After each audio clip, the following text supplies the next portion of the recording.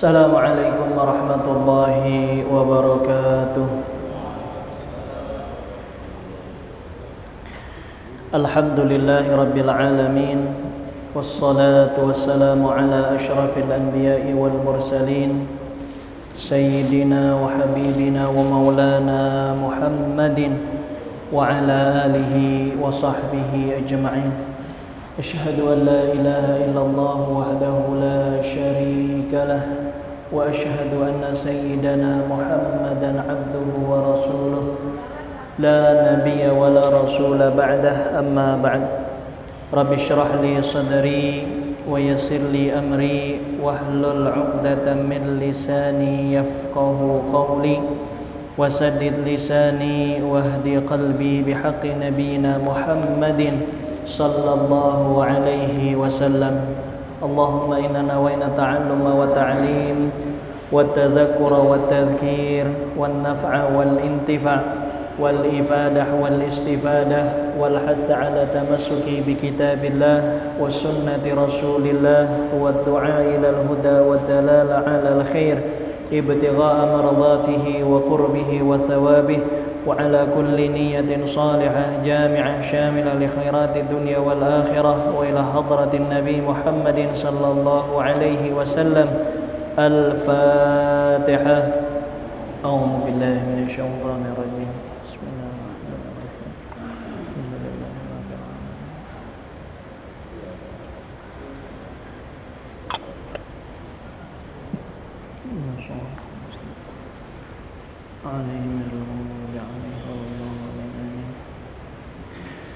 Qala al-muallif rahimahullahu ta'ala nafa'ana Allahu bihi wa bi'ulumihi fid dharain amin.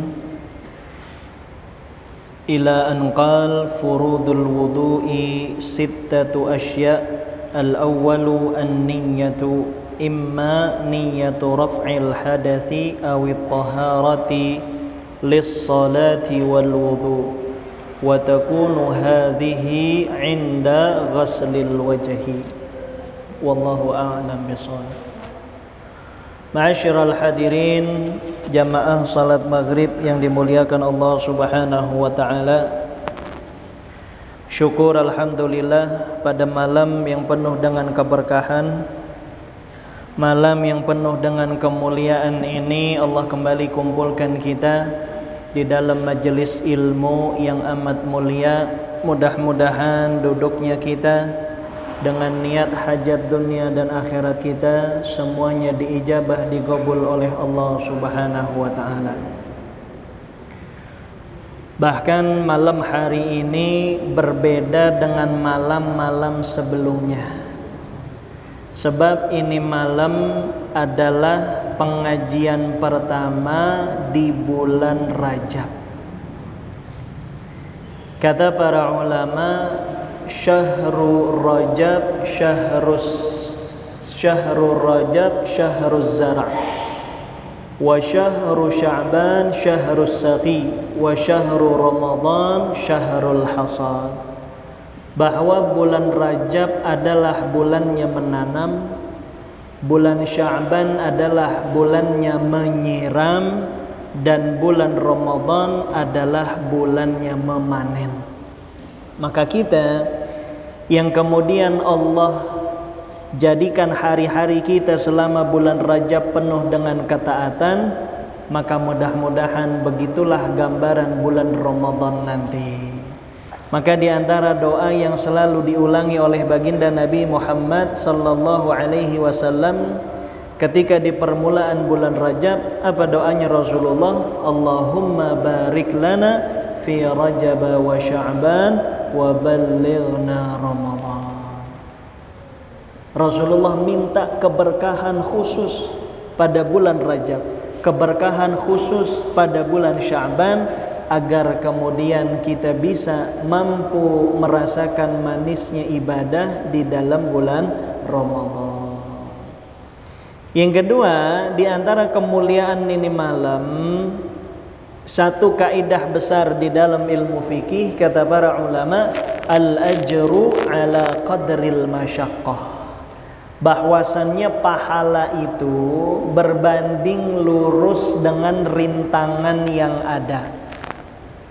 Kalau pada pertemuan sebelum-sebelumnya kita ngaji mungkin nggak pakai payung, ini malam ngaji buka payung dulu, jalan becek-becek, pahalanya berbeda dengan ngaji ketika keadaan tidak hujan. Maka nih malam luar biasa, dari semenjak sore ya jam 2:30, jam 2 udah mulai hujan sampai gini hari.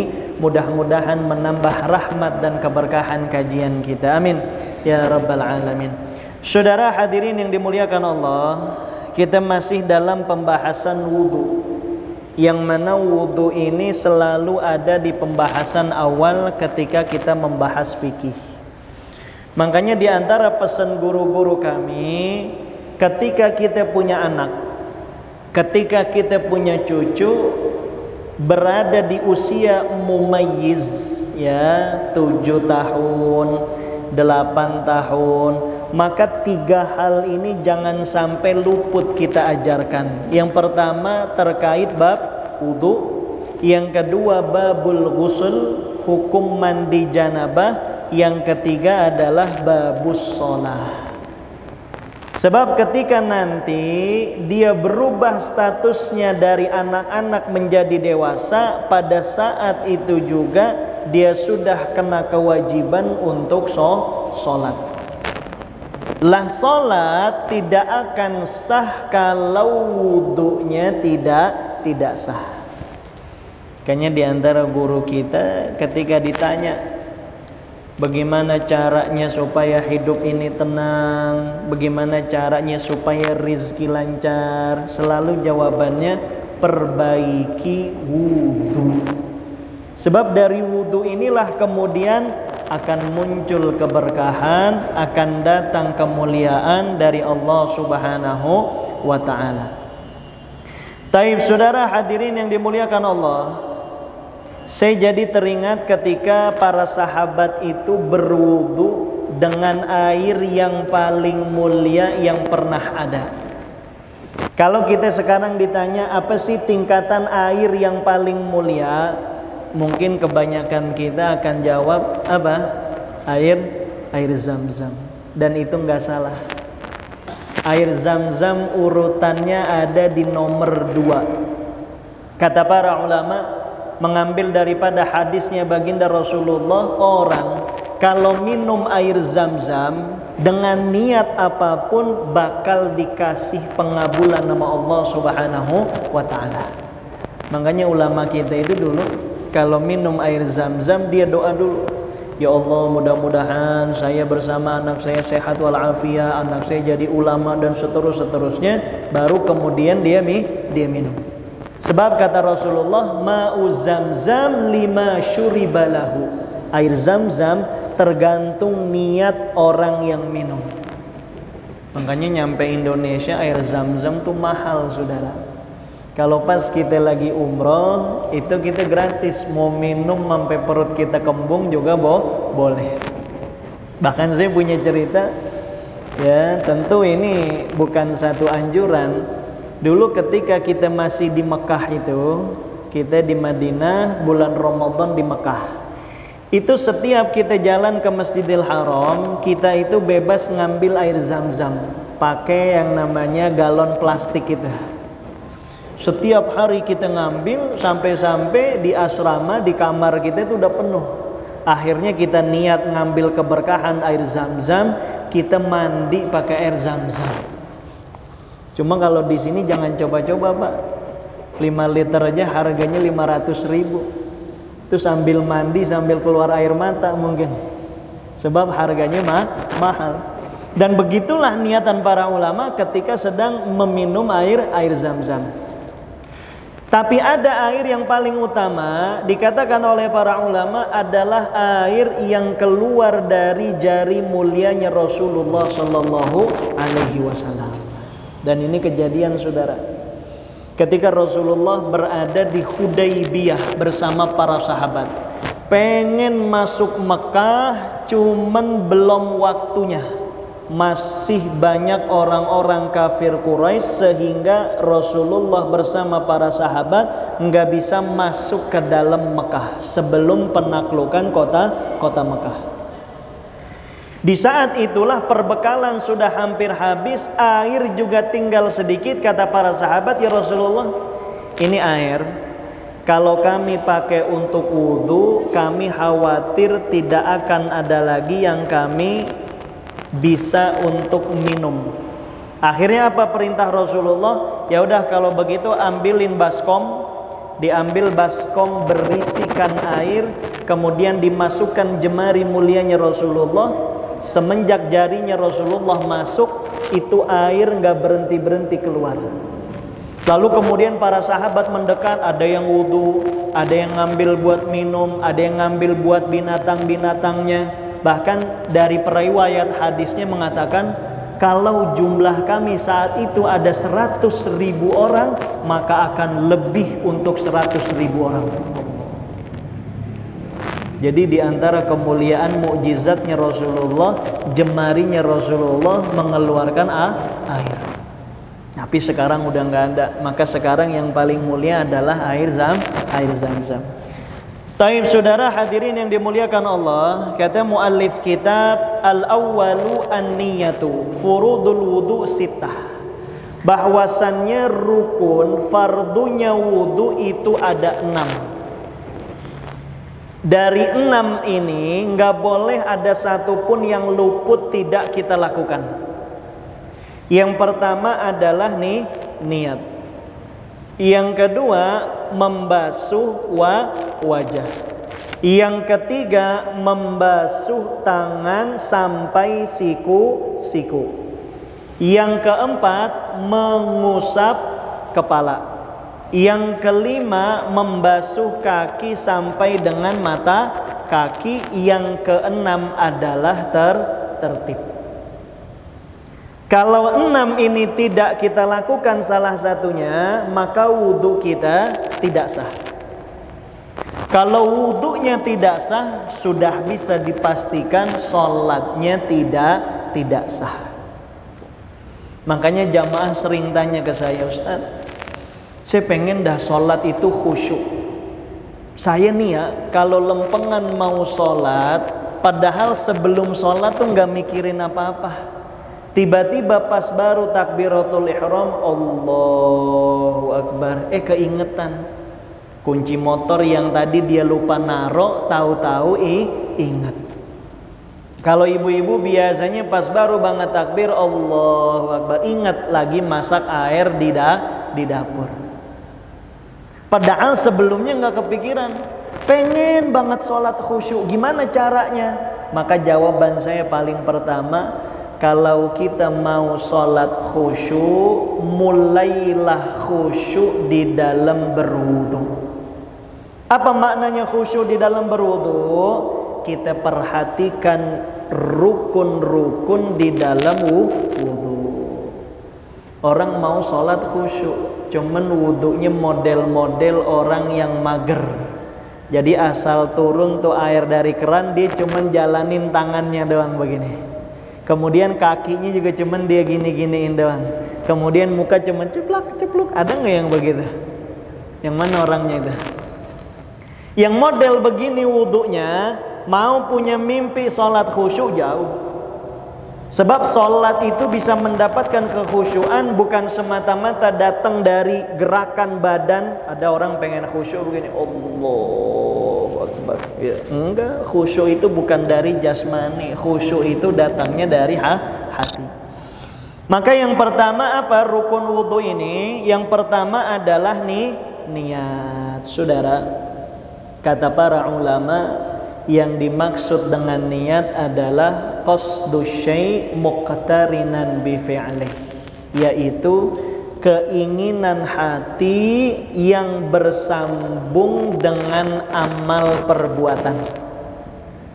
Jadi kalau orang masih punya keinginan di dalam hati, belum nyambung sama perbuatannya, sebagian ulama mengatakan itu namanya azam. Hanya di dalam kitab Al-Quwaitiyah, Mausu'ah Al-Quwaitiyah dikatakan azam itu derajatnya sebelum daripada niat. Saya masih di rumah, dari sore udah niat, udah ada pengen sholat maghrib di masjid. Ketika saya belum bergerak melangkahkan kaki, maka itu masih namanya azam, belum masuk kepada niat. Saya sudah jalan dari tempat wudu, pengen mau sholat maghrib, tapi belum dianggap niat kecuali setelah bersambung dengan takbiratul ihram. Maka penting, nanti kita bakal tahu ternyata dalam berniat ketika wudu itu harus bersambung dengan amalan wudu. Wa talaffuz biha, kata para ulama, sedangkan melafazkan niat ini adalah hukumnya sunnah. Bedain antara berniat dengan melafazkan niat. Melafazkan niat hukumnya sunnah, sedangkan berniat yang ada tempatnya di dalam hati hukumnya wajib. Sebagian ulama kemudian dianut oleh orang-orang, ada yang mengatakan bahwa melafazkan niat itu hukumnya bid'ah. Ini dijawab sama Al-Imam An-Nawawi. Kata Imam Nawawi, melafazkan niat itu diantara dalilnya qiyas terhadap yang dilakukan oleh Rasulullah Sallallahu Alaihi Wasallam. Rasulullah ketika mau berangkat haji melafazkan dengan lisannya, labbaik Allahumma hajjan, ya Allah, aku memenuhi panggilanmu untuk menunaikan ibadah haji. Maka dikiaskan apa yang diucapkan Rasulullah untuk juga diniatkan dalam segala ibadah.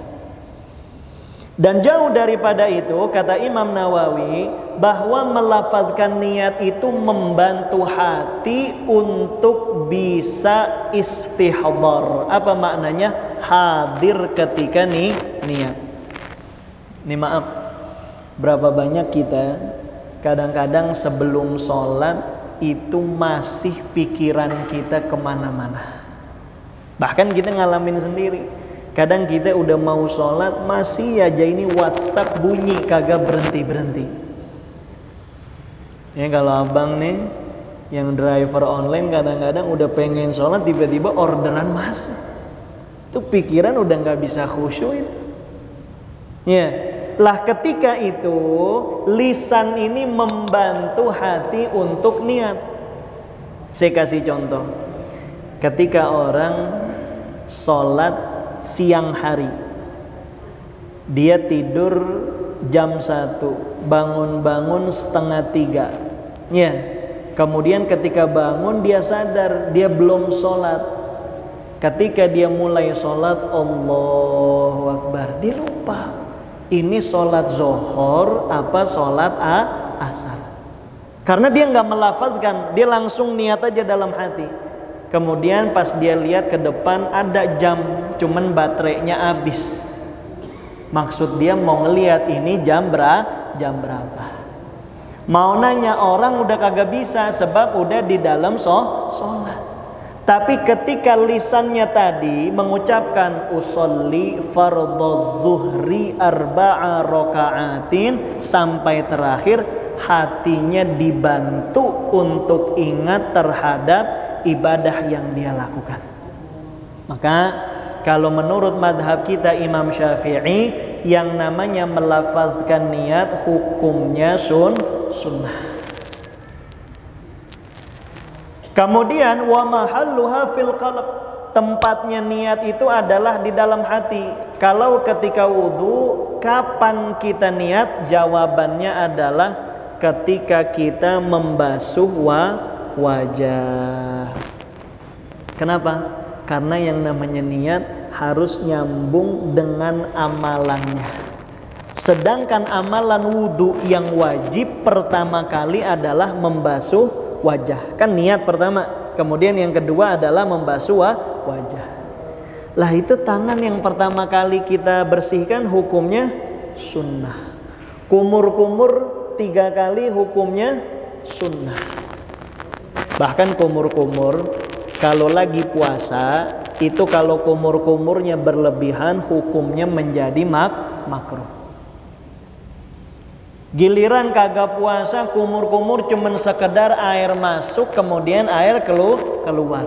Giliran puasa sampai keliling-keliling begini nih. Wah, dia kumur-kumur aja. Pas banget temennya ngagetin, ketelen tuh air, batal saudara. Hati-hati. Maka berlebih-lebihan berwudu kumur-kumur ketika puasa hukumnya makruh. Kalau lagi puasa sekedar aja kumur-kumur langsung buang 3 kali selesai baru masukkan ke hidung. Hukumnya sunnah. Kapan baru mulai wajib? Ketika membasuh wajah. Makanya lihat, niat ketika wudu berbarengan atau sesaat sebelum membasuh wajah.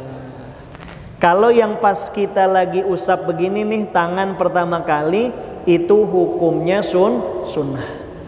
Makanya nanti kita bagi.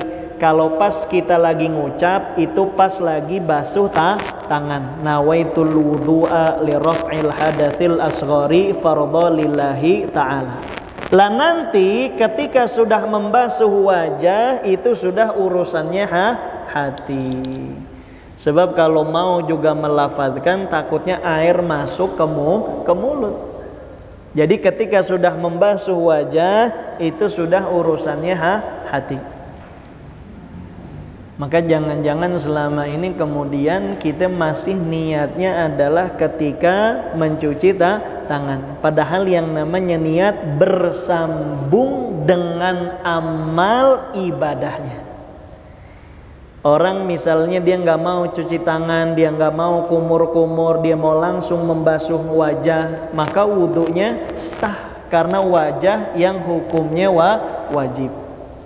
Baik, selanjutnya ya, apa niat yang kita baca ketika kita sedang berwudu? Ini jangan sampai salah paham saudara. Niat itu tidak mesti menggunakan bahasa Arab. Jadi kalau ada saudara kita mu'allaf misalnya baru masuk Islam, susah lidahnya menggunakan bahasa Arab, maka niat segala ibadah boleh menggunakan bahasa selain Arab. Jangan sampai kejadian siang hari bulan Ramadan kita ketemu nenek-neneknya, nenek. Tiba-tiba dia ngadu kepada kita, Ustaz, bener-bener ini saya nih hari kagak puasa. Saya tanya, kenapa nek kagak puasa? Dia jawab, sebab saya semalam enggak taraweh. Bingung gak tuh kira-kira? Dia enggak puasa karena kemarin malamnya enggak taraweh. Tapi sahur enggak tadi? Ya tadi saya bangunin itu keluarga cucu-cucu semua pada sahur. Emang ngapa kagak puasa? Sebab saya lupa niat. Saya niat cuman kalau bareng pas lagi sholat taraweh. Bagaimana niatnya? Nawaitu sauma godin an adai. Pengen nanya cucu malu. Padahal yang namanya niat enggak mesti menggunakan bahasa Arab. Nah kalau dalam wudu niat itu minimal ada 3 dari salah satu. Apa niat kita? Yang pertama, imma niyatu raf'il hadas. Yang pertama, ketika kita sudah mulai berada di air ini ya, di depan kita air untuk berwudu, kita niat, ya Allah saya niat mengangkat hadas. Udah cukup. Apa? Mengangkat hadas. Atau yang kedua, awit toharoh lissolah. Ya Allah, saya niat bersuci untuk sholat. Selesai. Atau yang ketiga, ya Allah, saya niat wudu fardu lillahi ta'ala. Selesai. Tapi kalau nggak ada nih di antara 3 ini, maka tidak dianggap wudu. Misal, lagi siang hari panasnya bukan main ya, dia singgah di masjid kata dia, aduh panas banget, kayaknya kalau dibasahin air ademan dikit. Akhirnya dia melakukan gerakan semua tuh dari mulai kumur-kumur sampai dengan selesai. Niatnya apa? Supaya badannya dingin. Dia nggak niat wudu, nggak niat mengangkat hadas, nggak niat bersuci untuk sholat. Maka tidak dianggap wudu. Maka perhatikan, niat wudu minimal ya tidak lepas dari salah satu tiga. Yang pertama mengangkat hadas. Kalau wudu yang diangkat hadas ringan. Yang kedua adalah niat untuk bersuci sholat. Yang ketiga niat untuk berwudu. Taib saudara hadirin yang dimuliakan Allah Subhanahu wa taala, ya, di antara yang disunnahkan nanti ada pembahasannya, bagaimana hukumnya kita meminta bantuan orang lain di dalam kita berwudu. Ya, misalnya ketika kita sedang sakit, kita nggak bisa tuh datengin air untuk kita pakai berwudu. Kata para ulama hukumnya ada 4. Yang pertama wajib. Kapan itu wajib? Kalau kita dalam keadaan sakit. Ada orang yang Allah uji dengan penyakit stroke. Ya, kalau stroke itu dia udah susah, repot. Mau ke kamar mandi susah, mau wudu juga susah. Maka dalam keadaan yang demikian, orang bawain dia air, hukumnya adalah wajib. Wajib dia meminta tolong orang untuk mendatangkan air. Yang kedua, hukumnya boleh meminta bantuan kepada orang lain untuk menyiapkan air wudu. Ya, dalam keadaan biasa. Ini sering dilakuin sama sahabatnya Rasulullah. Kemarin saya punya cerita, ada satu doa yang kita amalin sampai sekarang, bunyinya Allahumma faqihna fid din wa 'allimna at-ta'wil. Ya Allah, pahamkanlah kami ilmu agamamu dan ajarkanlah ta'wil kepada kami. Ini doanya Rasulullah yang Rasulullah doakan untuk Sayyidina Abdullah bin Abbas. Kenapa? Karena Sayyidina Abdullah bin Abbas satu kali waktu nyiapin ember buat wudunya Rasulullah. Jadi biasa Rasulullah itu kalau keluar dari kamar mandi begitu ya, tempat buang air kecil, tempat pipis dan seterusnya, ketika keluar itu Rasulullah ngambil air untuk kemudian Rasulullah wudu. Tapi ketika itu tiba-tiba air sudah siap. Ditanya sama istrinya Rasulullah, siapa ini yang nyiapin air? Dijawab, yang nyiapin adalah sepupumu Abdullah bin Abbas. Spontan keluar doa dari Rasulullah, Allahumma faqihhu fid din wa 'allimhu ta'wil. Ya Allah, jadikanlah dia paham akan agamanya dan ajarilah ia ta'wil terhadap agamanya. Dan Sayyidina Abdullah bin Abbas menjadi sahabat yang paling alim di antara sahabat-sahabat yang lain. Dalam ilmu tafsir dia punya, dalam ilmu fikih dia punya, dalam ilmu Quran dia punya, dalam ilmu hadis dia punya. Berkah daripada doanya baginda Rasulullah sallallahu alaihi wasallam. Anaknya 6, istrinya 1. Nanya ke Kiai, saya pengen korban. Saya dengar itu katanya kalau korban kendaraan di akhirat. Saya di dunia ini kemana-mana gak pernah pisah sama anak sama istri saya, selalu satu mobil. Maka saya nanti di akhirat pengen satu kendaraan. Katanya saya dengar sapi itu 7, boleh gak buat ber8, kata dia begitu. Ya, sebab dia gak pengen nih kendaraan pisah sama keluarganya. Lah ini orang kiai punya ilmu tapi belum ada hikmah, nggak ada kebijaksanaan. Kata dia nggak bisa. Yang namanya sapi dari zaman Nabi sampai sekarang juga 7. Akhirnya dia kecewa, nggak jadi. Ketemu sama ahli hikmah, ditanya gimana? Akhirnya dia bilang bisa. Kata kiai ahli hikmah bisa. Tapi nanti kamu beli sapi yang paling gede. Oh iya siap, duitnya ada. Yang tinggi badannya gede. Terus kata dia, cuman saya kasih saran, karena tuh sapi tinggi, saya takut nanti anak-anak kamu kalau naik itu jatuh, beli 1 kambing buat jadi tangganya, katanya begitu. Jadi supaya sebelum naik ke sapi, naik dulu itu kambing, baru naik ke sapi. Bener juga Kiai, daripada saya juga ntar kejengkang, katanya begitu. Akhirnya dia beli sapi sama beli kambing. Itu namanya kebijaksanaan. Dan orang menuntut itu dari setiap apa yang dia pengen, ada namanya kebijaksanaan. Maka ini boleh diamalin. Anak kita lagi tidur, cucu kita lagi tidur, kita pegang dadanya. Atau biasa kan kita ada acara akikah tuh.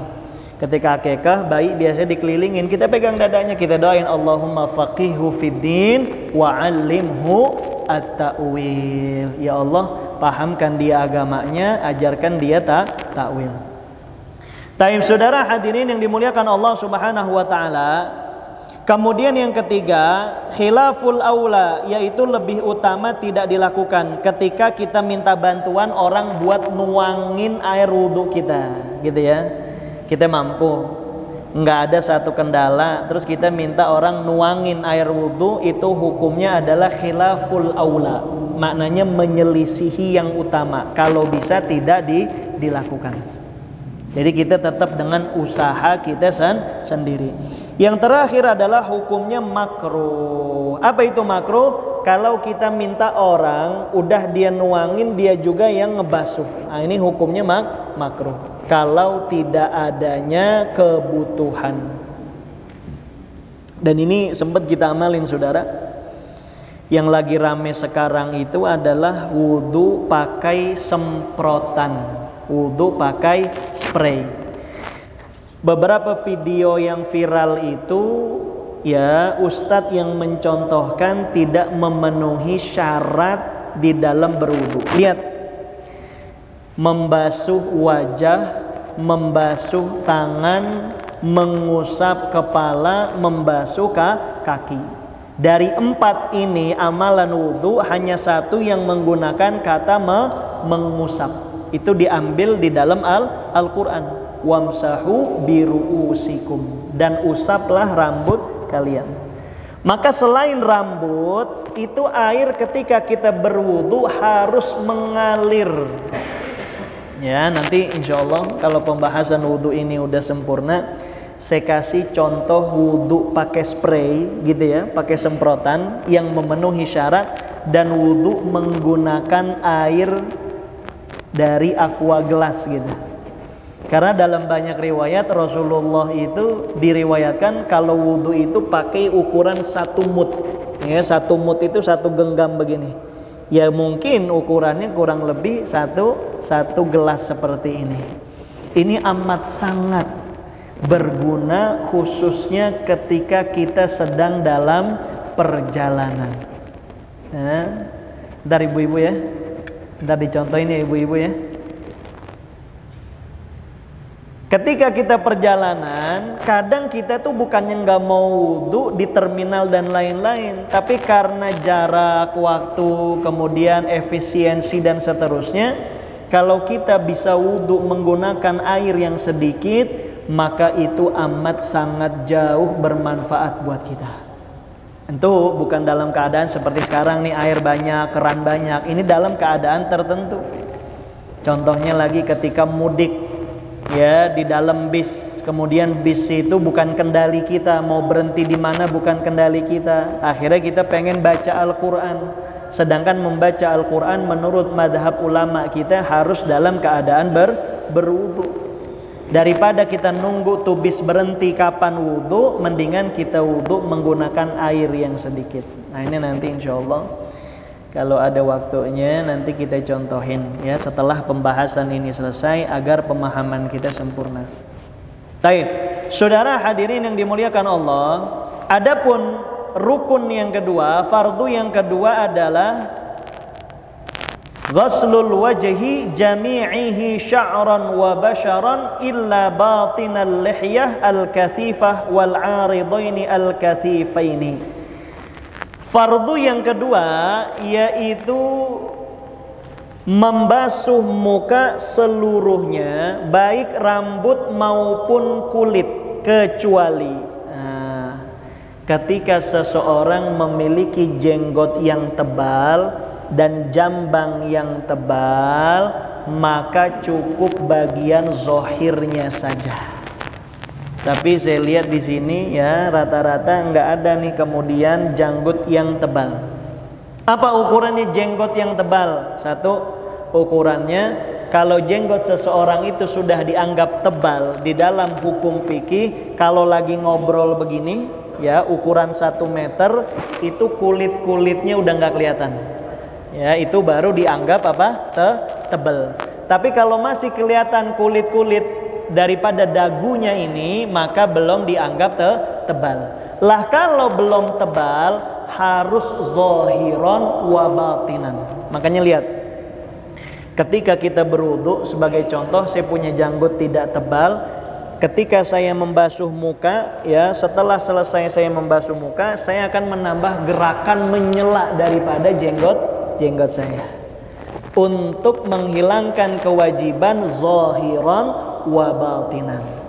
Tapi bagi orang yang jambangnya tebal, jenggotnya tebal, dia cukup zahirnya aja, tidak perlu batinnya. Baik. Sekarang ukuran wajah itu dari mana? Kata para ulama, min manabiti sya'ri ila muntahaz zaqan. Dari awal tumbuhnya rambut nih di atas sampai dengan dagu. Kemudian bagian kanan kirinya dari anak telinga ini nih yang kecil sampai anak telinga. Semua yang ada di sini harus basah terkena air. Contoh, di antara sunnahnya kita kalau bangun tidur mau wudu, jangan langsung wudu, tapi bersihkan dulu sesuatu yang ada di wajah kita. Contohnya apa? Tai mata belek. Ada orang bangun tidur, ada juga yang tidur kebangetan nyenyak sampai ngiler, ya sampai ilernya kering. Ketika itu kering, dia basuh, itu menghalangi masuknya air.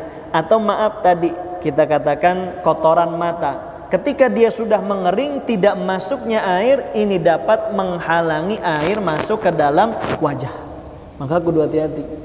Kalau kita mau wudu, kita bersihin dulu, kita lihat semua bersih, atau kita ambil dulu air nyuci muka kita tanpa niat wudu, baru kemudian setelahnya kita wudu.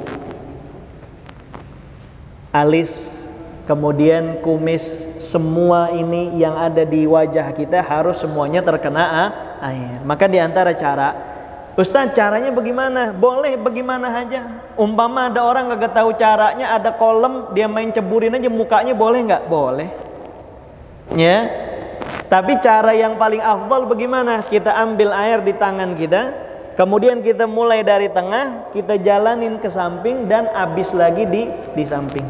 Ya, jadi caranya mulai dari tengah, kemudian selesai ke samping, kita ambil lagi.